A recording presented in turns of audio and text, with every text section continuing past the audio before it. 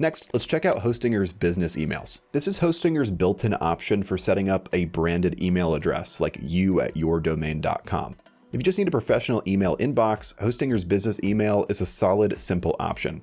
It's affordable, it's convenient since it sits right next to your domain and hosting, and you can use their webmail or connect it to Gmail, Outlook, Apple Mail, or a CRM. And the plans are straightforward. Starter is one mailbox with 10 gigabytes, premium upgrades you to 50 gigabytes per mailbox with higher limits, and if you need multiple inboxes, they often run a premium deal that bundles 5 mailboxes for the price of 4. The main alternative to this is Google Workspace, which is basically Gmail on your own domain plus Drive, Calendar, and Docs. It's usually the most polished option, but it does cost more. So here's the quick takeaway. If you want the budget-friendly, keep it all inside Hostinger route, then go with Hostinger's business email.